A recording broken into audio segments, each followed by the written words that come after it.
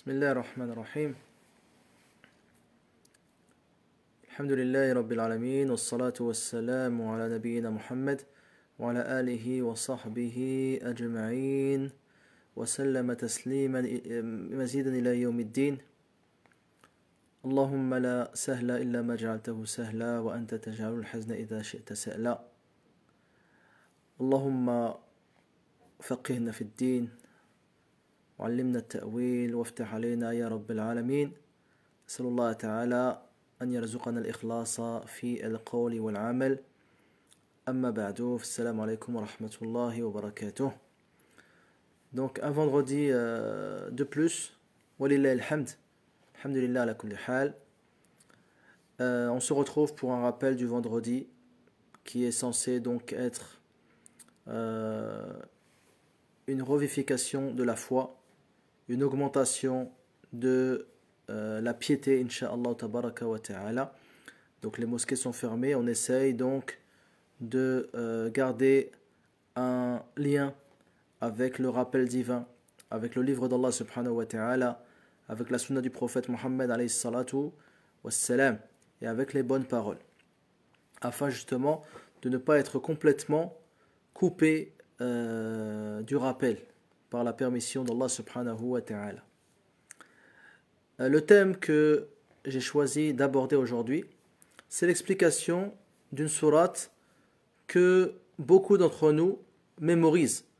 Donc elle fait partie des courtes sourates du Coran al-Karim.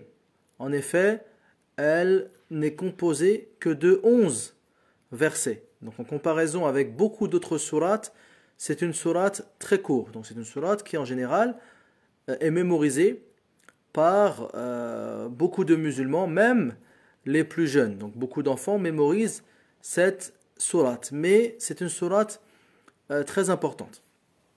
C'est sourate al-Qari'a. Sourate al-Qari'a que l'on traduit en français par le fracas. Donc c'est un nom qu'Allah subhanahu wa ta'ala a donné au jour dernier, au jour de la résurrection. Al-Qari'a, le fracas. Donc, nous en tant que musulmans, on vit à une époque de modernité, donc surtout ceux qui habitent en Occident. Et donc, cette modernité a tendance à nous faire oublier le côté spirituel de la vie et nous faire oublier les choses qui auront lieu après la mort. Ça nous fait oublier les bonnes actions à accomplir pour l'au-delà. Ça nous fait oublier ce qui se passera dans notre tombe. Ça nous fait oublier la durée que l'on va passer dans notre tombe, soit dans un délice, soit dans un châtiment. Ça nous fait oublier également la résurrection, lorsque Allah subhanahu wa ta'ala va redonner vie à tous les hommes. Donc malheureusement, on donne beaucoup d'importance à ce bas monde et ça nous en fait oublier l'au-delà. Alors que Allah subhanahu wa ta'ala dans le Coran insiste sur le fait que l'au-delà c'est la chose la plus importante, c'est la chose que l'on doit faire prévaloir sur toute autre chose. C'est la demeure éternelle, c'est la chose pour laquelle on œuvre ici-bas.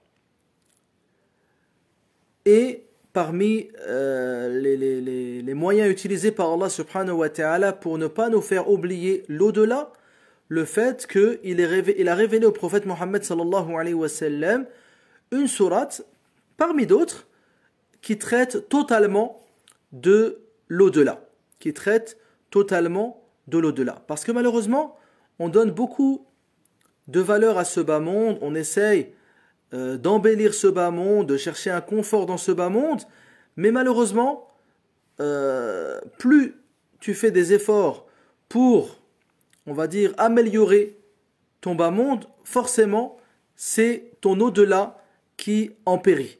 Car tu n'as pas 2 journées dans une même journée. Donc si toute ta journée, elle est complètement consacrée à la dunya, forcément, tu n'as pas pu penser à l'au-delà. Ma ja'alallahu li rajulin min qalbayni fi jawfi. Allah Azza wa Jalla, il n'a pas donné 2 cœurs à une personne. Donc si ton cœur est totalement dévoué à ce bas monde, forcément l'au-delà est oublié. Et à l'inverse, une personne dont le cœur est totalement dévoué à l'au-delà, à ce moment-là, le bas monde perd de sa valeur dans le cœur du croyant. Et il est demandé aux musulmans d'être modérés. Donc que le bas monde soit sa priorité ultime, mais de ne pas non plus oublier ce bas monde. Allah Azza wa Jalla nous dit وَلَا تَنْسَ نَصِيبَكَ مِنَ الدُّنْيَا. N'oublie pas ta part ici-bas. N'oublie pas ta part ici-bas. Mais en tout cas, l'au-delà doit être l'objectif suprême dans le cœur des croyants. C'est-à-dire que toute chose améliorant l'au-delà doit prendre le dessus sur ce bas monde.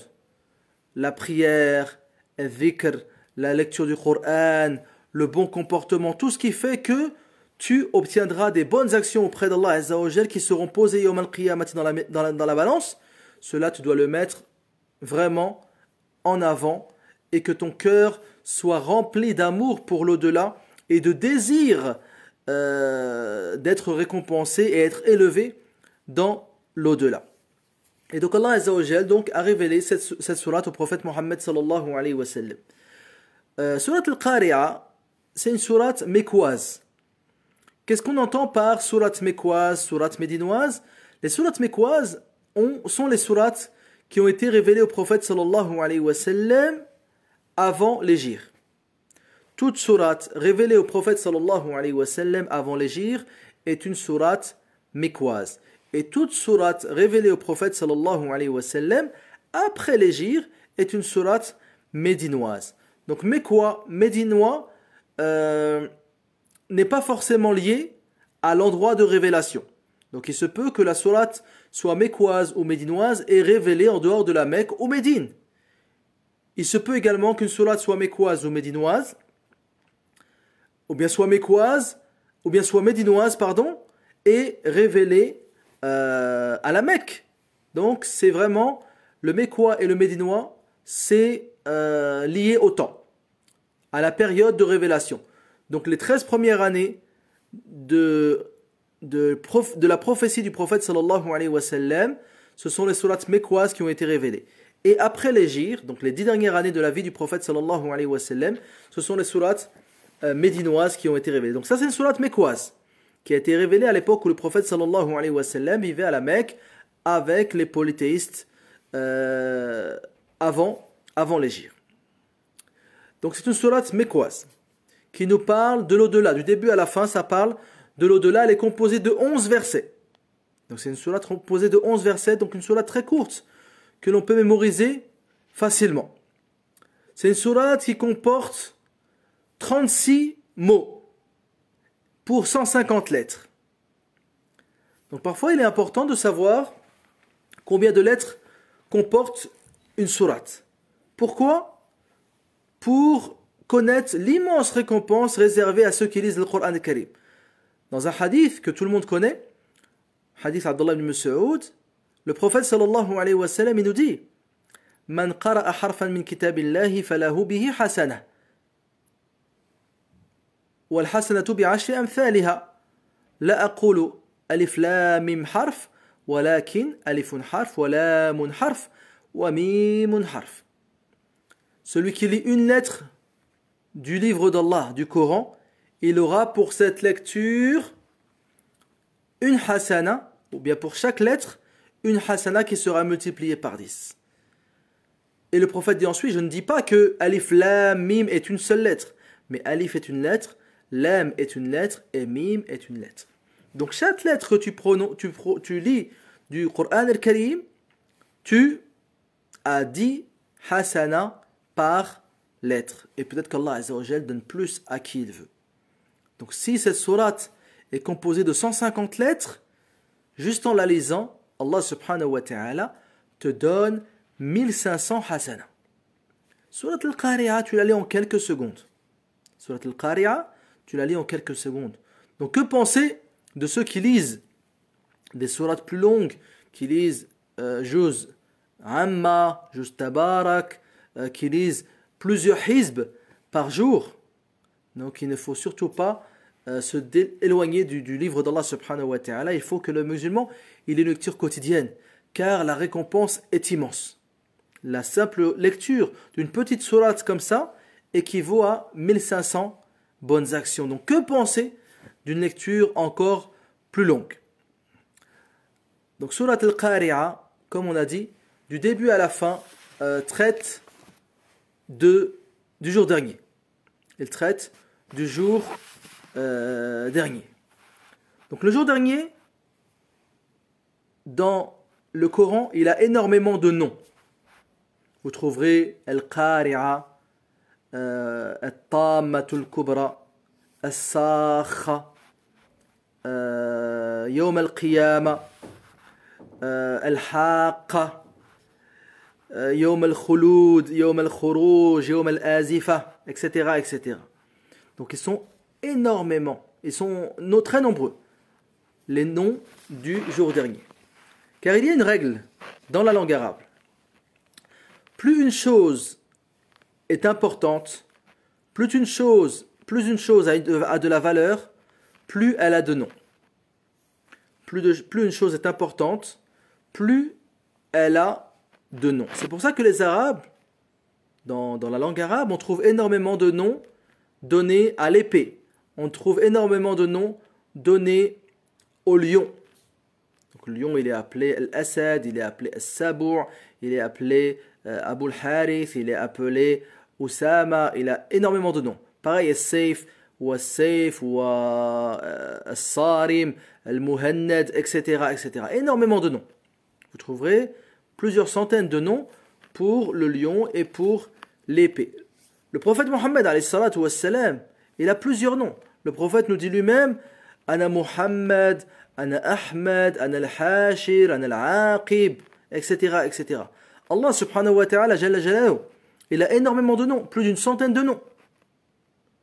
Allah, Ar-Rahman, Ar-Rahim, Al-Malik al-Quddus, Al-Salam, etc., etc. Donc plus une chose a de l'importance, plus une chose a de la valeur, plus elle a de noms. Donc ici également, Yawm al-Qiyamah, le jour de la résurrection. Yawm al-Akhir, le jour dernier, possède énormément de noms qui nous permettent ou qui nous donnent une description de ce jour. Et en général, ce sont des noms qui décrivent une certaine terreur, une certaine dureté, une certaine difficulté. C'est un jour difficile. Yawmun asir, comme le dit Allah subhanahu wa ta'ala. Donc c'est un jour où Allah azza wa jal, il va ressusciter tous les hommes pour les juger. Donc c'est un jour terrible, un jour difficile, un jour avec une issue vitale. Donc certains savants, ils ont essayé, rahimahumullah, de regrouper les noms de ce jour et ils sont arrivés pour certains à plus de 50 noms. C'était dans le Coran Al-Karim. Donc Allah Azza wa Jal commence cette sourate en nous disant Al-Qari'a. Al-Qari'a, Mal-Qari'a, wa ma adraka Mal-Qari'a. Al-Qari'a, comme on a dit tout à l'heure en français, c'est le fracas. Al-Qari'a, ça vient du verbe qara'a, qui veut dire frapper avec force. Lorsque quelqu'un, par exemple, frappe à la porte avec force, on dit qara'a al-baba. Qara'a al-baba. Lorsqu'il frappe fort à la porte, on dit qara'a. Et Allah Azza wa Jalla dans le Coran Al-Karim également, il cite que lorsqu'un grand malheur atteint quelqu'un, ça s'appelle également al-qari'a. Ici-bas, lorsqu'un grand malheur t'atteint, dans la langue arabe, tu peux appeler cela al-qari'a. Allah Azza wa Jalla ne dit pas وَلَا يَزَالُ الَّذِينَ كَفَرُوا تُصِيبُهُمْ بِمَا صَنَعُوا قَارِعَةٌ أَوْ تَحُلُّ قَرِيبًا مِنْ دَارِهِمْ حَتَّى يَأْتِيَ وَعْدُ اللَّهِ. Donc les non-croyants,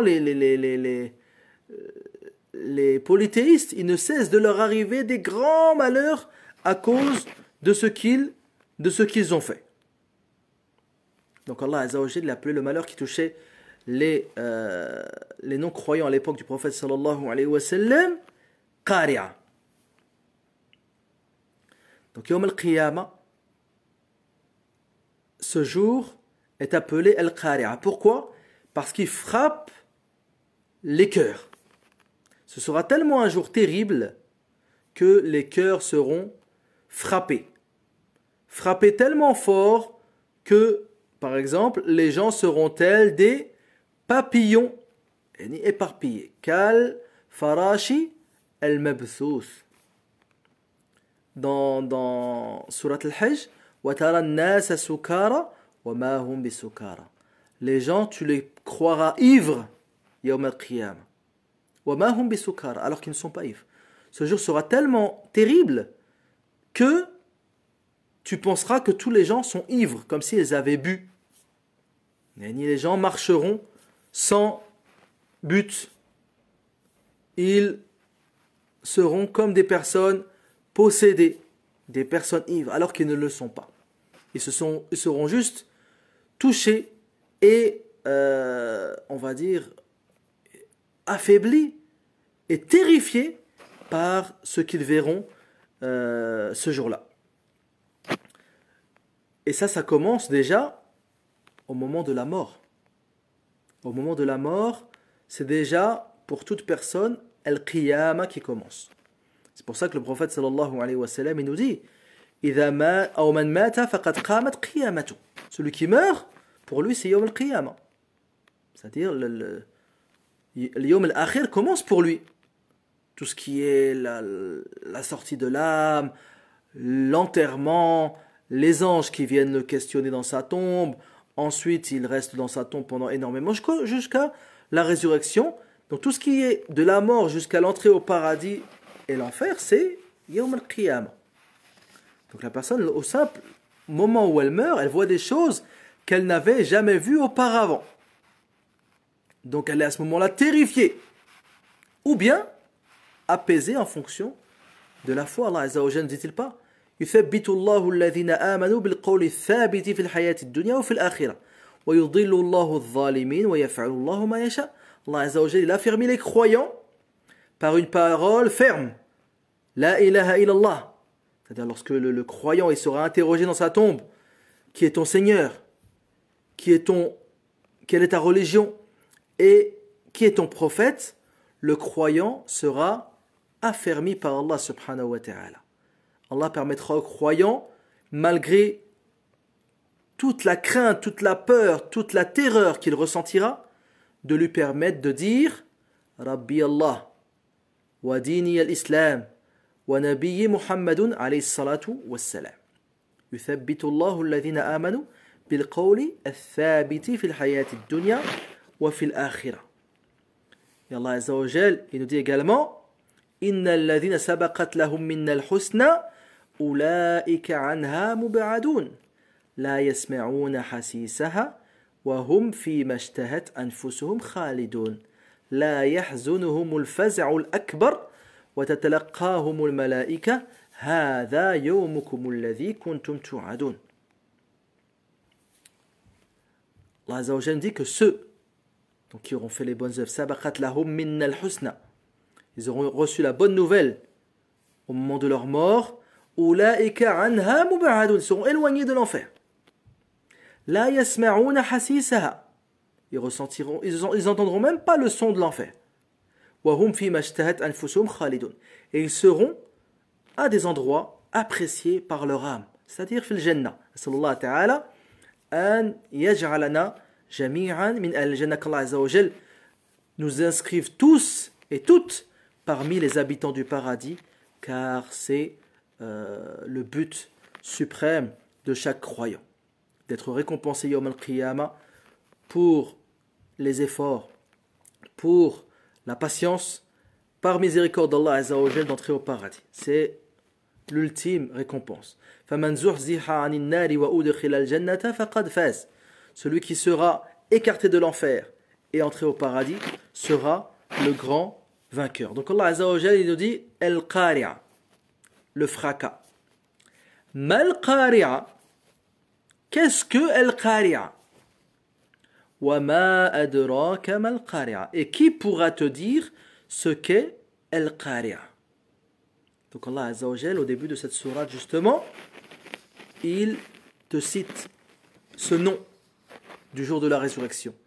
Ensuite, il te pose la question, Mal Qari'a. Qu'est-ce que Al-Qari'a? En recitant le nom, alors qu'il aurait pu dire, subhanahu wa ta'ala, Ma hiya. Là, il recite le nom afin que tu ressentes le fracas de ce jour-là. Et il réitère la question en disant, Wa ma adraka mal qari'a. Qui pourra t'informer de ce qu'est Al-Qari'a, le jour de la résurrection, le fracas, à part Allah subhanahu wa ta'ala, car tout ce qui est dans l'au-delà fait partie de l'invisible. Et l'invisible, on n'a qu'un seul moyen d'en être informé, c'est par la voie de la révélation, soit par les versets du Coran al-Karim, soit par la révélation que recevait le prophète sallallahu alayhi wa sallam et qui nous a transmise dans sa sunna alayhi salatu wa sallam. Wa ma adraka mal qari'a. Et ensuite Allah Azza wa Jal, il va nous décrire ce qui se passera pendant ce jour terrible. Dans le Coran al-Karim, souvent vous trouverez wa ma adraka, donc ma adraka mal haqqa, wa ma adraka ma yawmuddin, wa ma adraka mal qari'a. Toujours dès que vous voyez ma adraka, dans les versets qui suivent, vous avez justement l'explication divine des questions que l'on peut se poser. On a l'explication divine de ma adraka. Et à l'inverse, lorsqu'il y a wa ma yudrika, Allah Azza wa Jalla, lorsqu'il dit au prophète wa ma yudrika, il n'y a pas d'explication. Wa ma yudrika la'alla as-sa'ata qarib. Donc Allah Azza wa Jalla nous dit ensuite yawma yakunu an-nasu kal-farashi al-mabthouth wa takunu al-jibalu kal-'ihni al-manfush. Le jour où les gens seront tels des papillons éparpillés et que les montagnes seront telles de la laine cardée. Donc les gens, an-nas, kul nas, sauf ceux à qui Allah Azza wa Jalla a fait miséricorde. Ils seront comme des papillons éparpillés. Donc pourquoi seront-ils tels des papillons?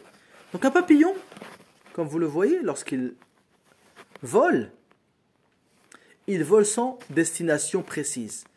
Il va de gauche à droite, de haut en bas, il revient en arrière. Il est indécis dans son avancée. Et ainsi seront les gens Yawm al-Qiyamah. Ce jour sera tellement terrible qu'ils ne sauront même pas où aller.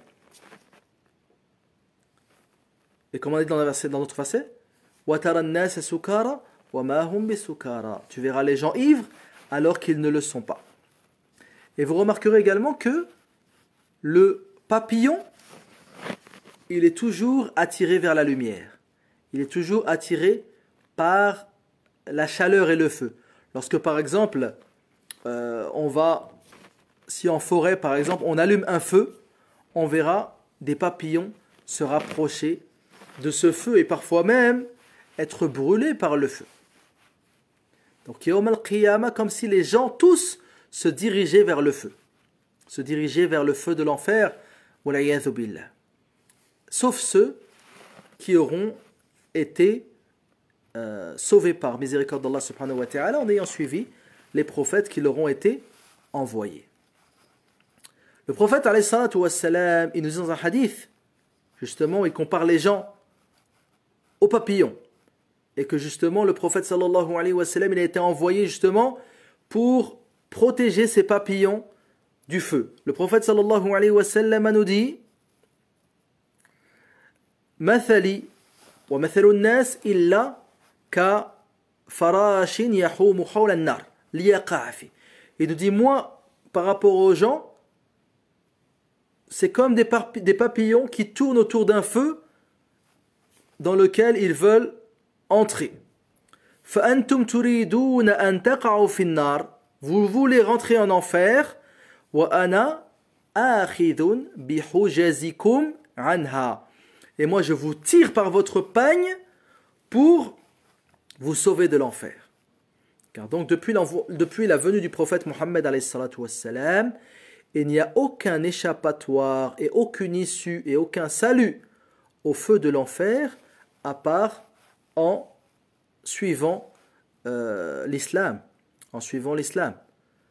Donc le prophète sallallahu alayhi wa sallam a été envoyé à tout l'univers comme, on va dire, avec la dernière des religions. Donc c'est une religion qui vient parachever les autres religions. La venue du prophète Mohammed sallallahu alayhi wa sallam a été annoncée par les prophètes qui l'ont précédé. Par Moussa alayhi salam, ça a été révélé dans la Torah, dans l'évangile. Et le prophète sallallahu alayhi wa sallam est venu pour parachever les religions, comme le dit Allah Azza wa Jal, Al-yawma akmaltu lakum dinakum wa atmamtu alaykum ni'mati wa raditu lakum al-islam adina. J'accepte l'islam comme religion pour vous tous. Donc le prophète alayhi salatu wa sallam nous dit que lui, il est tel une personne qui protégerait les gens d'entrer dans le feu de l'enfer. Et déjà, le prophète sallallahu alayhi wa sallam était même une protection pour les gens de la Mecque. Sa simple présence était déjà une protection. Allah Azza wa Jalla ne dit-il pas وَمَا كَانَ اللَّهُ لِيُعَذِّبَهُمْ وَأَنْتَ فِيهِمْ وَمَا كَانَ اللَّهُ مُعَذِّبَهُمْ وَهُمْ يَسْتَغْفِرُونَ. Allah Azza wa Jalla ne peut pas les châtier alors que tu es parmi eux. Et Allah Azza wa Jalla ne peut pas les châtier alors qu'ils demandent pardon. Et donc, le prophète sallallahu alayhi wa sallam est vraiment sa religion est celle qui sauvera les gens du feu de l'enfer. وَمَا أَرْسَلْنَاكَ إِلَّا رَحْمَةً لِلْعَالَمِينَ. Nous t'avons envoyé que comme miséricorde pour toute l'humanité. إِذَنْ يَكُونُ النَّاسِ يَوْمَ يَكُونُ النَّاسُ كَالْفَرَاشِ الْمَبْثُوثِ. Donc les gens seront tels des papillons éparpillés. Et plus tard, ils seront tels des sauterelles. كأنهم جراد منتشر. جراد منتشر. Donc tout au départ, juste après la résurrection, les gens seront tels des papillons, ne sachant où aller, ne sachant où se diriger. Puis la personne, au fur et à mesure, car Yawm al-Qiyamah est un jour très long, كان مقداره 50,000 سنة. C'est un jour très long. À ce moment-là, ils seront poussés vers ce que l'on appelle Ard al-Mahshar. Ils seront poussés vers la terre du rassemblement. Et à ce moment-là, ils seront poussés et seront tels al-Jarad al-Muntashir. Ils seront tels des sauterelles. Donc ils avanceront vraiment vers une destination, vers Ard al-Mahshar. Wallahu a'lam. En tout cas, c'est un jour terrible. C'est ça qui est important à souligner et ne surtout pas oublier. Lorsque l'on sait la difficulté, la terreur qui nous attend dans l'au-delà, il faut absolument œuvrer justement pour être en sécurité de ce jour-là. Également, et justement, Allah Azza wa Jalla également dans de nombreux versets, il nous donne la valeur de ce bas monde justement, pour nous montrer que tous les efforts que l'on fait ici-bas pour obtenir des richesses, pour créer un certain confort, pour jouir de ce bas monde, tout cela n'aura que très peu de valeur Yawm al-Qiyamah. Yawm al-Qiyamah, ce sera la balance. فَمَنْ ثَقُلَتْ مَوَازِنُهُ فَهُوَ فِي عِيشَةٍ رَاضِيَةٍ وَأَمَّا مَنْ خَفَّتْ مَوَازِنُهُ فَأُمُّهُ هَاوِيَةٌ. Donc c'est la balance, c'est le hasanat wa sayyi'at. Ce n'est pas ton compte en banque qui te fera entrer au paradis. Ce n'est pas ton nombre d'enfants qui te fera entrer au paradis. Ce n'est pas tes beaux vêtements qui te feront entrer au paradis. Ce n'est pas ta force musculaire qui te fera entrer au paradis, mais bien le hasanat wa sayyi'at. Donc les gens seront tels des papillons éparpillés. وَتَكُونُ الْجِبَالُ كَالْعِهْنِ الْمَنْفُوشِ. Donc les jibal, les montagnes, donc ces immenses créatures par rapport à l'homme, elles deviendront telles de la laine cardée. Donc Allah Azza wa Jalla, il a créé les montagnes, donc comme des pics dans la terre. Donc la montagne, en plus d'avoir un aspect apparent immense à la surface de la terre, il y a également une grande partie qui est sous la terre comme un pic.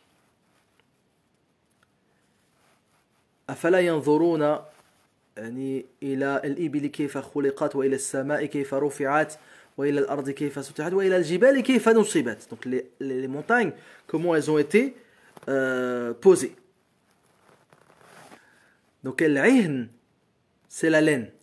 Al-ihn, c'est de la laine. Donc les montagnes deviendront telles de la laine. Donc ces montagnes qui sont pour nous les choses les plus solides que l'on ait pu voir, Yawm al-Qiyamah, Allah Azza wa Jal les rendra telles de la laine. Une des choses les plus fragiles, les plus légères. Regardez comment les choses changeront Yawm al-Qiyamah. Yawma tubaddalu al-ardu ghayra al-ardi was-samawat. Tout sera totalement changé. Les plus faibles ici-bas auront peut-être les plus hauts degrés dans l'au-delà.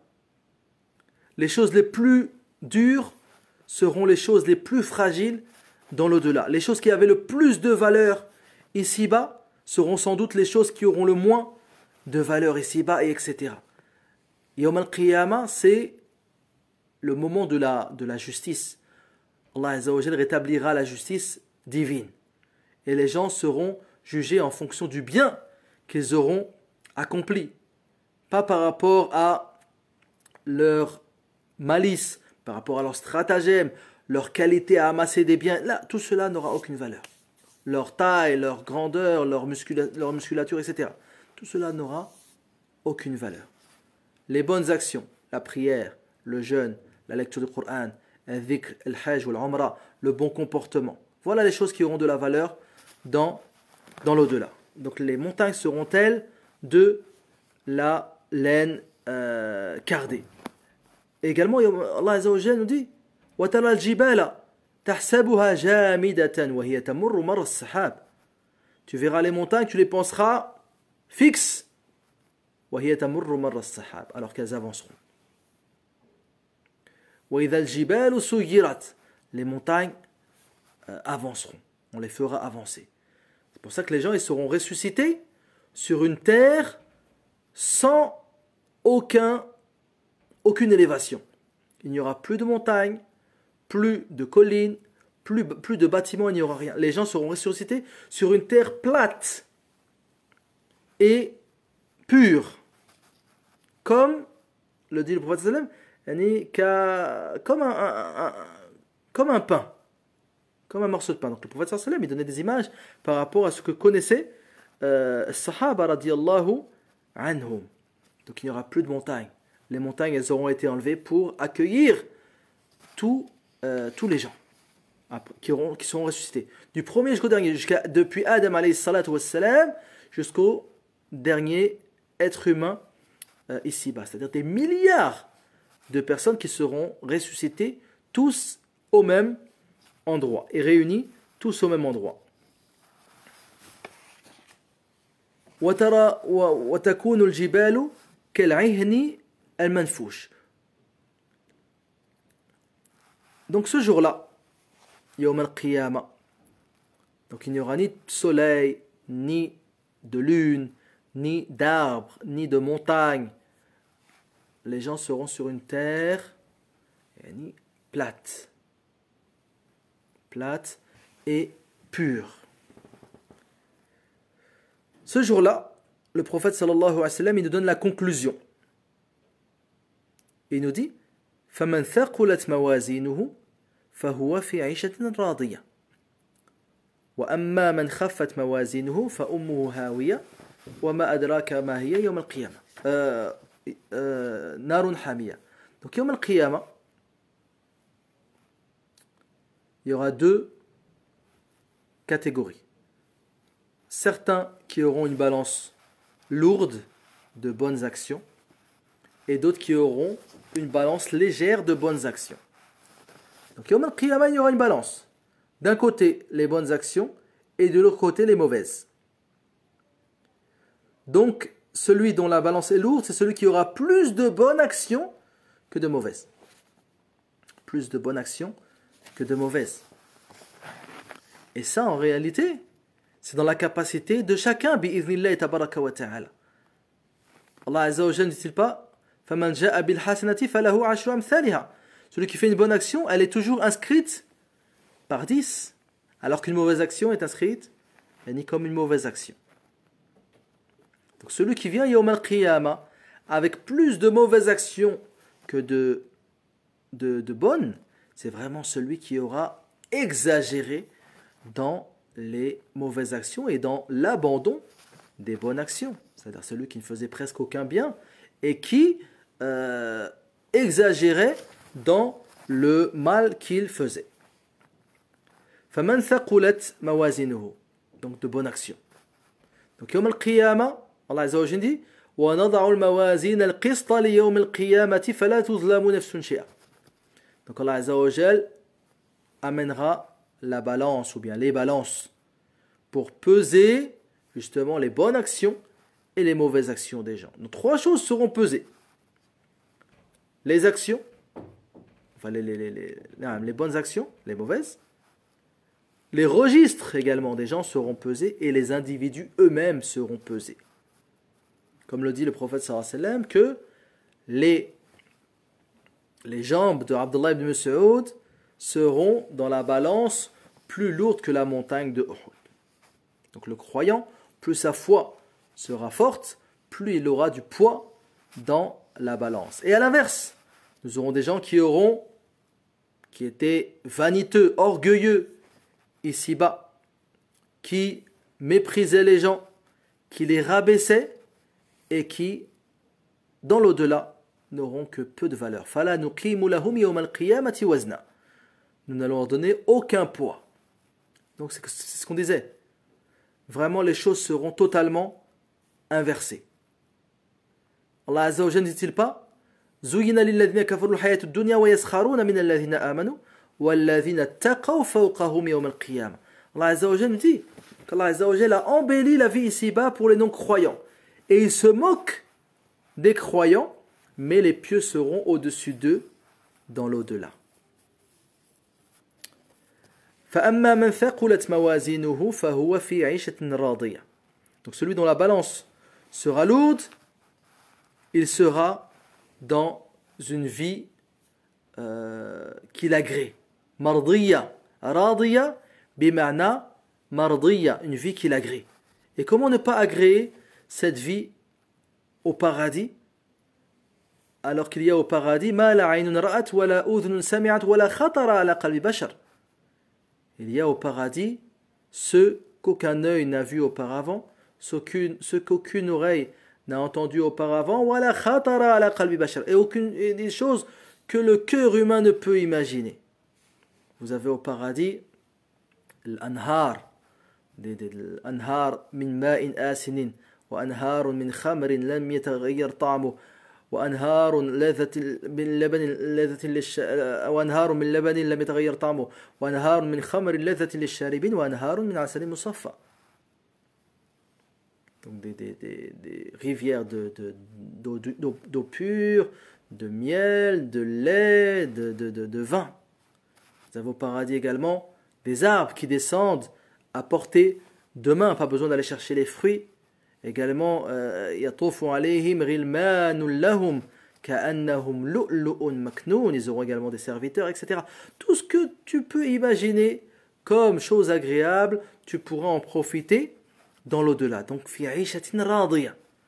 Tu seras dans une chose que tu apprécies. وَأَمَّا مَنْ خَفَّتْ مَوَازِينُهُ. Donc, celui dont la balance sera légère. Il aura exagéré dans les péchés. Il aura fait que très peu de bonnes actions. Il aura délaissé les obligations divines. Il ne faisait pas la prière. Il ne nourrissait pas les pauvres. Il n'était pas bon avec ses parents. Il ne donnait pas la zakat. Il ne faisait pas Ramadan, etc., etc. Il faisait des péchés et délaissait les obligations divines. Donc lui, ummuhu hawiya. Sa destination sera l'abîme. Waliyadhu billah. Sa destination sera l'abîme. Donc la plus grande des bonnes actions, bien entendu, que l'on peut accomplir, c'est la ilaha illallah. Dire sincèrement déjà la ilaha illallah, c'est une immense action dans la balance. C'est une immense action dans la balance. Celui qui aura dit la ilaha illallah sincèrement avec son cœur, il entrera au paradis. Et vous connaissez sûrement, le hadith que les savants appellent hadith al-bitaqa, le hadith de la carte. Donc c'est l'histoire d'un homme qui après sa mort, donc le jour de la résurrection, on l'amènera, une personne qui a commis énormément de péchés ici-bas. On lui amènera 99 registres remplis de péchés.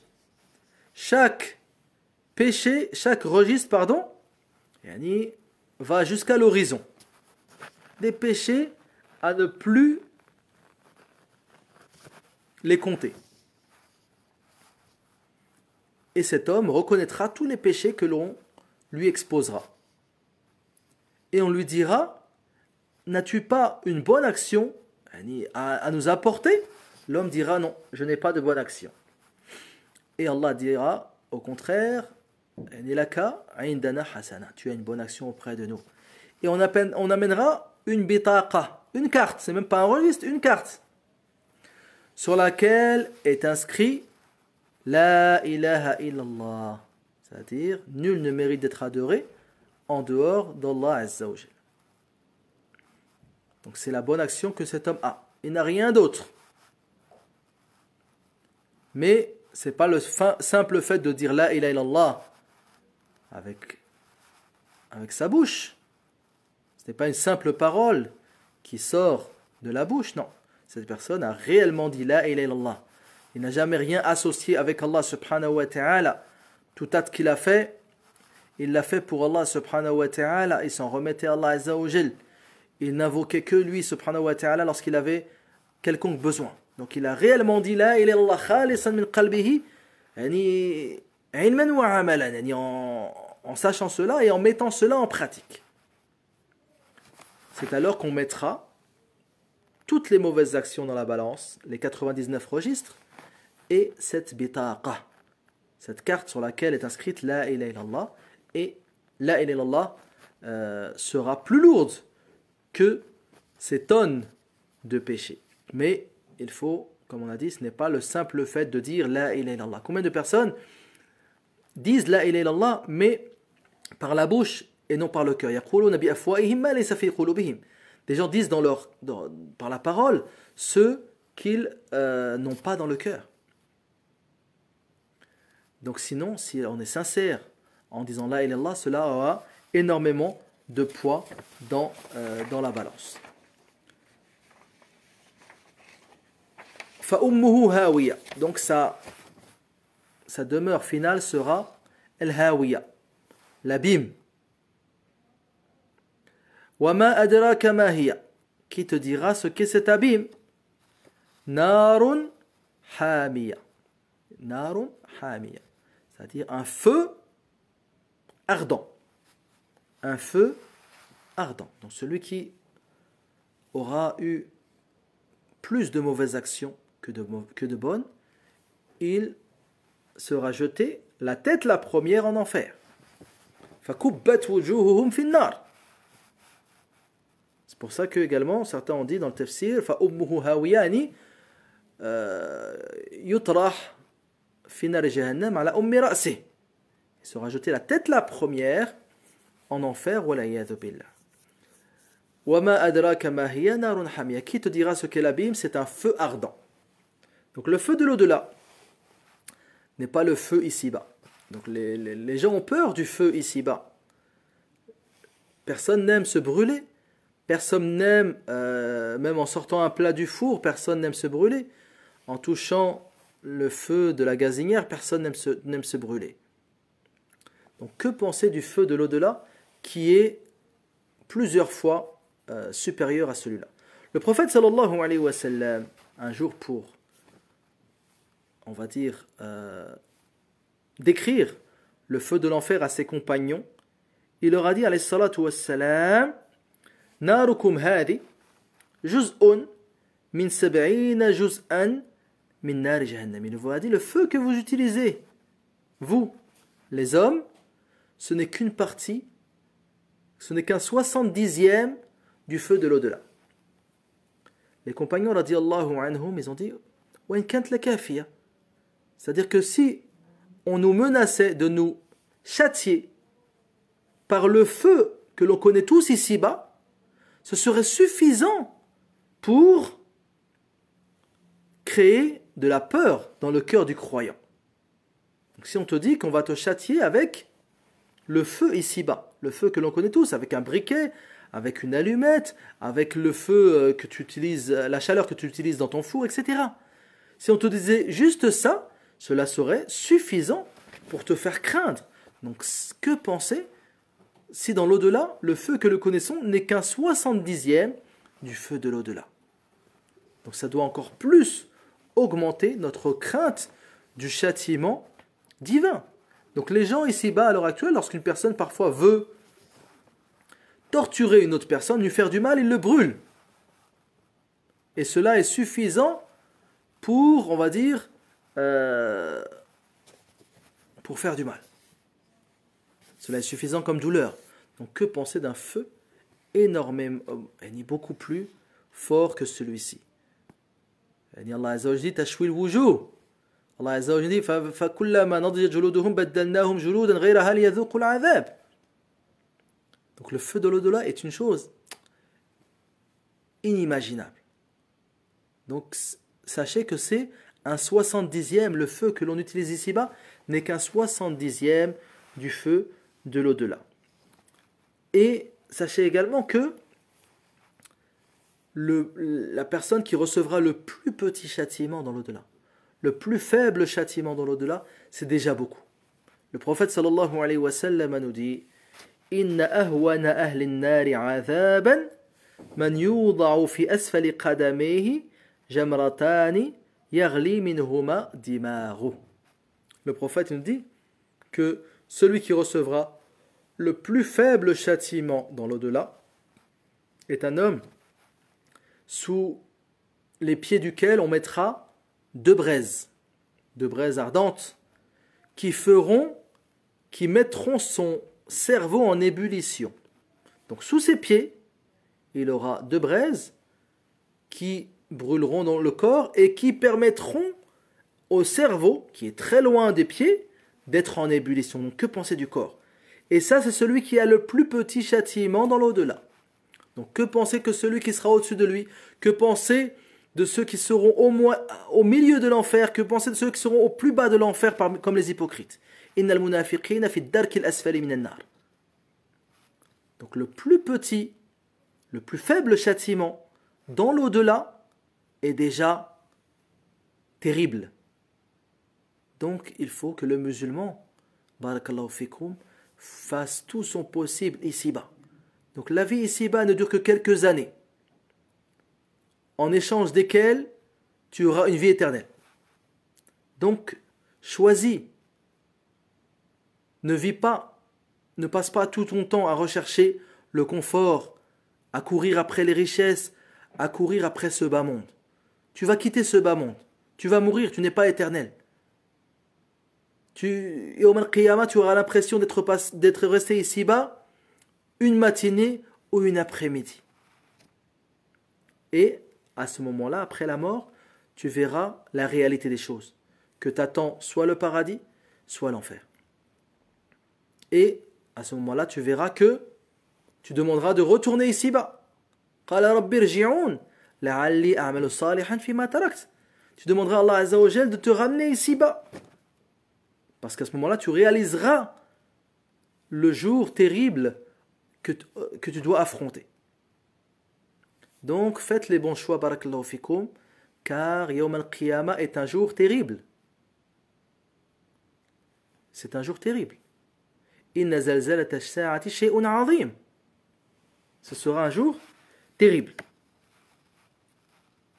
Et le prophète sallallahu alayhi wa sallam nous dit Inna Allah awqada an-nar alf 'am hatta biyaddat. Allah Azza wa Jalla dit Le prophète nous dit que Allah Azza wa Jal, il a allumé le feu pendant 1000 ans jusqu'à ce qu'il soit devenu blanc.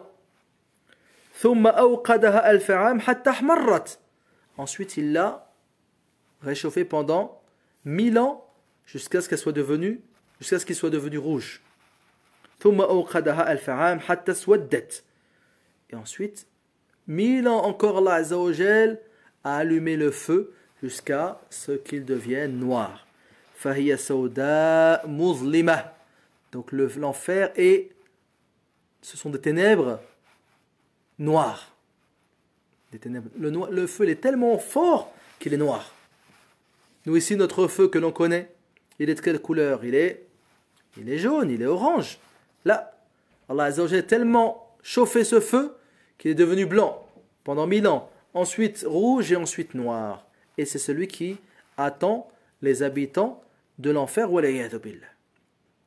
Donc voyez comment ces petites sourates que l'on mémorise tous sont censées avoir un impact sur nous. Ça nous parle de l'au-delà, ça nous parle de la vie réelle, ça nous parle de notre destination dans le futur et après la mort.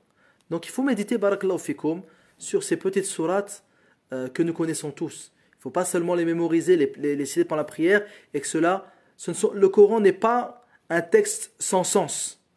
Le Coran a énormément de leçons en lui. C'est la parole d'Allah subhanahu wa ta'ala. Il a fait descendre afin que ce soit un guide pour les pieux. Hudan lil muttaqin. Donc rapprochons-nous du livre d'Allah subhanahu wa ta'ala et rappelons-nous la valeur de ce bas monde en comparaison avec la valeur de l'au-delà, afin justement de ne pas faire les mauvais choix et de tout perdre le jour de la résurrection. نسأل الله تعالى بأسمائه الحسنى وصفاته العلى أن يحفظني وإياكم من كل سوء. نسأل الله تعالى أن يدخلنا الجنة بغير حساب ولا عذاب.